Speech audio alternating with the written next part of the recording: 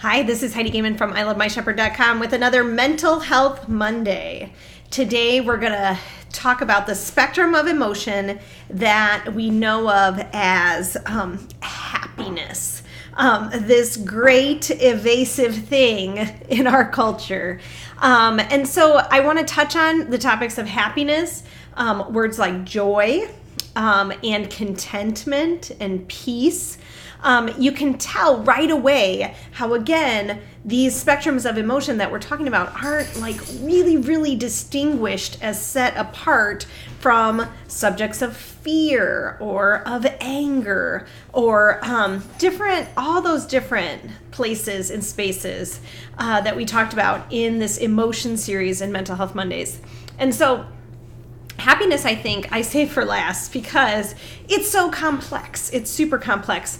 I want to kind of call out a little bit the fact that in the Christian church, I think especially, we have spent so much time distinguishing happiness from joy that we can easily take it to the other side where we say God doesn't care about our happiness. And I don't think that's actually true.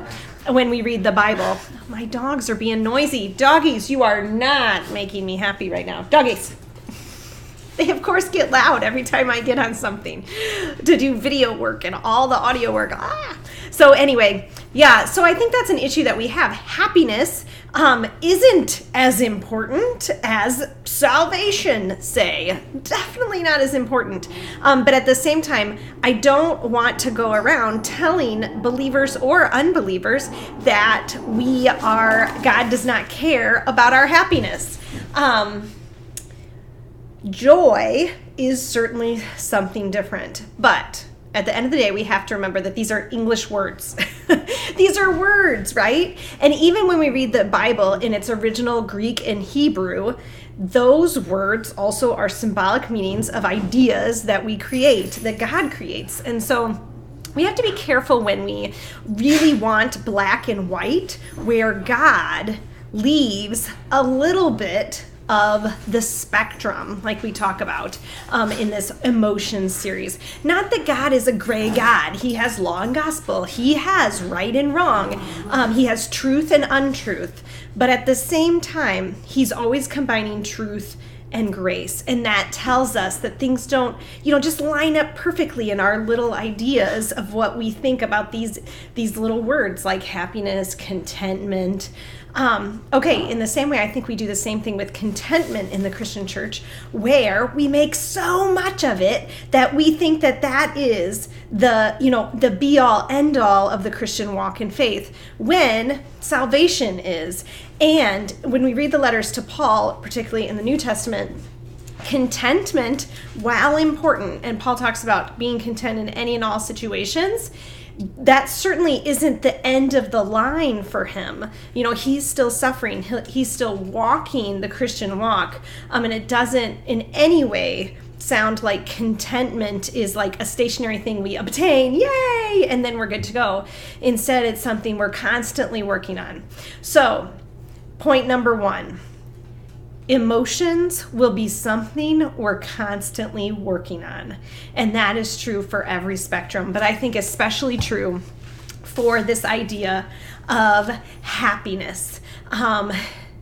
We think that we have arrived at happiness in our culture, whether we arrive at it because we have like the career we wanted, or because our marriage is in a good place, or because we finally have the children that we've longed for, or because we took that vacation. I don't know, but we constantly have these ideas where we arrive upon happiness.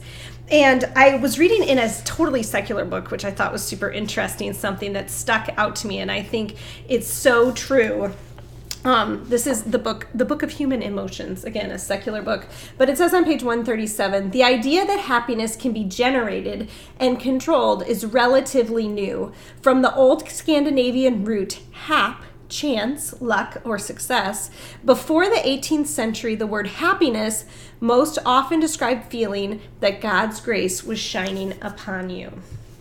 So, in talking about the subject of happiness, I think we're better to define it as this place between caught and cultivated. caught and cultivated is point number 2. So I think that we need to be honest about happiness and even that experience of joy. So yes, we have joy in Jesus. It is something that doesn't change. It's something that is bestowed on us by God, and that's a kind of a foundational truth. But at the same time, God does care about the concept of happy, or what I kind of like to think about as the experience of joy. That means it will subvert us if we don't know Jesus. Like, we will always be searching for happy, like the book of Ecclesiastes talks about, because we don't know Jesus. And that's where all like joy, all happiness, all delight is the way the Psalms talk about it, is in the Lord, right? But at the same time, the experience of that joy, or this thing we call happiness, is something that you kind of catch occasionally. And so there's this, in Elizabeth Gilbert's book, Big Magic, which, I don't recommend it if you don't like to read things that aren't very theologically accurate.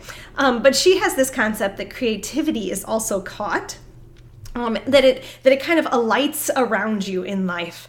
And I think happiness can be this way. It's a thing that exists, and sometimes it enters into your life, and you just have this awareness, I would say, of the joy that is within you. You have this awareness of like the sun shining on you, and you catch it, I guess. It kind of like goes by you. And in that book, she talks about like a music artist that is driving in traffic, and he gets a song in his head, and he's like, oh no, I need to catch this song, right? I need to write it down. But he's driving in traffic. Like, what is he going to do? How is he going to catch this song? And then the song leaves. And I think that's kind of how happiness is. It's not something we can control. And like the author of the Book of Emotion says, that is a relatively new idea, that I am in charge of my happiness. Rather, like when Thomas Jefferson wrote the Declaration of Independence, life, liberty, and the pursuit of happiness, that's that idea, is that we're not really in control. We can certainly like work at finding it. We can work at maybe being more aware of happiness in our life. But it also recognizes this kind of older idea of happiness that's more consistent, I think, is that, God is going to bring it in and it's going to be taken away sometimes. Happiness is never going to be consistent. We are never going to find it ourselves by simply like thinking different thoughts and things like that. And we'll get to all of that in Cultivate.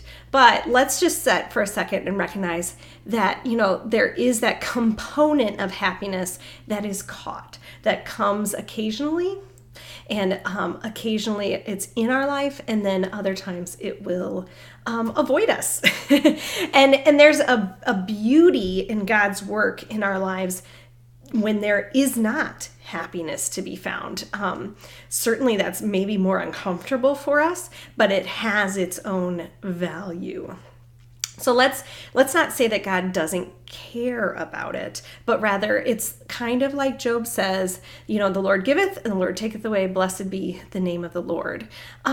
There will be moments of happiness in your life, but a lot of that is outside of your control and outside of your circumstances. And that's, I think, one reason why Paul is concerned with contentment, is because, we can cultivate contentment. We can cultivate happiness in certain circumstances that is, kind of supernatural, that is God working in us. So let's move on to cultivate. How do we cultivate happiness? If it's this idea that, we really like happiness. Well, first of all, don't make it a God.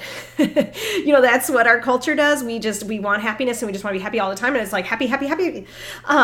But what would life be like without the moments of sadness, without the moments of distress, without the moments of boredom, without the moments of anxiety?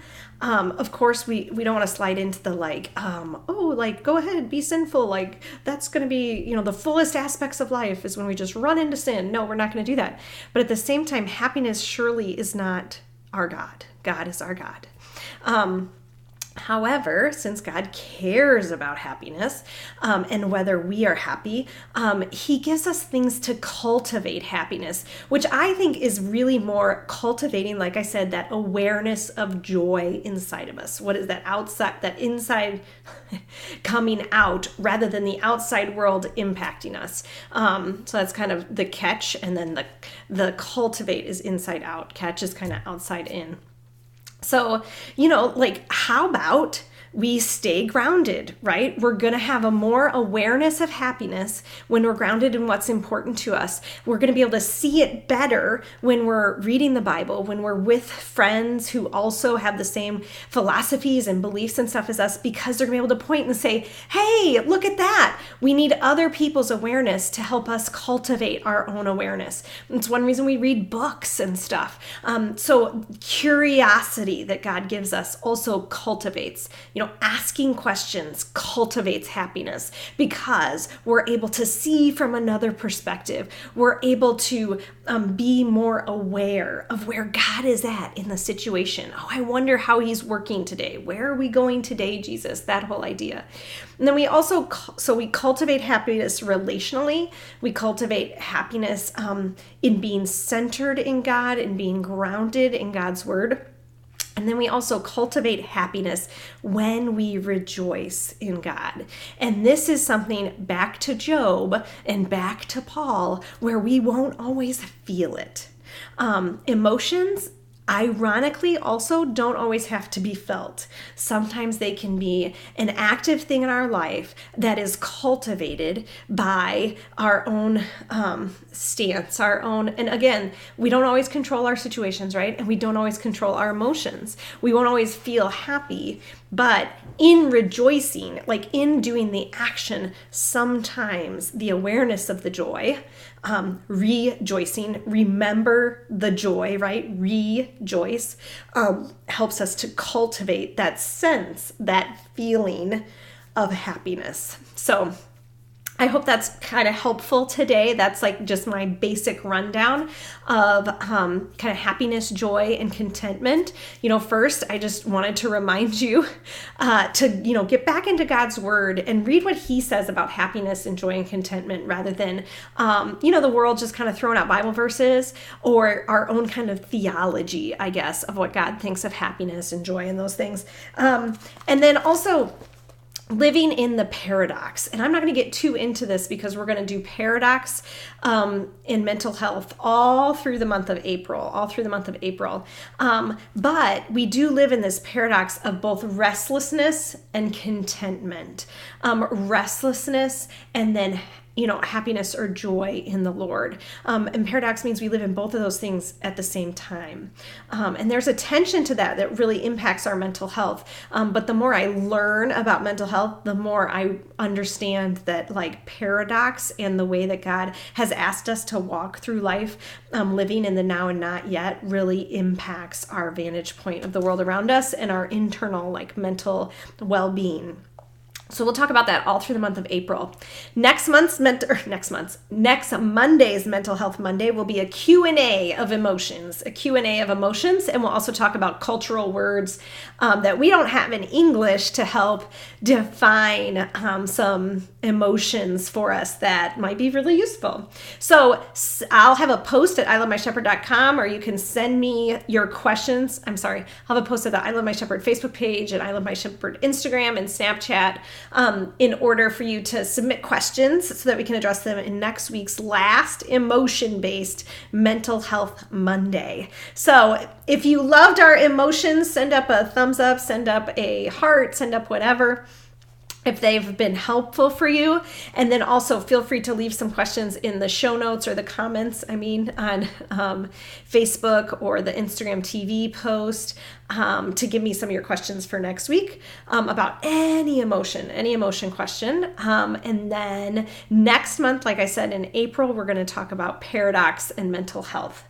All right, I'll see you next time.